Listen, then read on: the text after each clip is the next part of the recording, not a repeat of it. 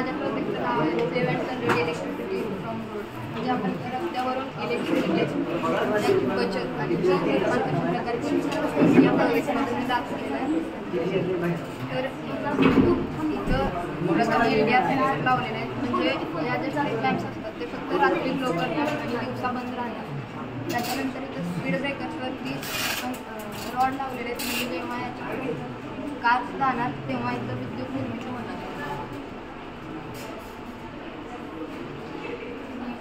जेव्हा वाहने जातात तेव्हा मागं एअर प्रेशर क्रिएट होतं.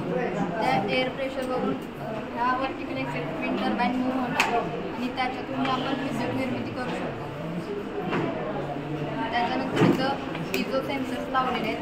म्हणजे याच्यावरती जर वाहनाचा दाब पडला जर इलेक्ट्रिसिटी निर्माण होते.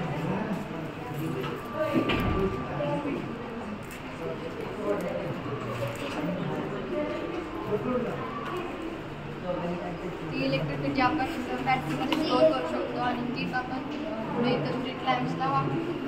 त्याच्यामुळे विद्युत आपल्याला या दिव्याबत्तींवर जाणारा विद्युत खर्च वाचू शकतो आणि कमी खर्चात आपण हे रोड्सवरती अप्लाय करू शकतो.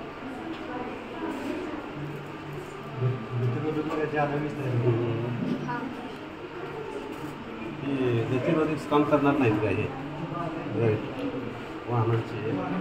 आता आपल्याला कसं म्हणजे हायवेवर गतिरोधकाला तयारी नाही. हायवेवरती आपण सिटीच्या ठिकाणी आपण लावू शकतो. तिथं वाहने सावकाश पण असतात आणि स्पीड ब्रेकर्स पण जास्त.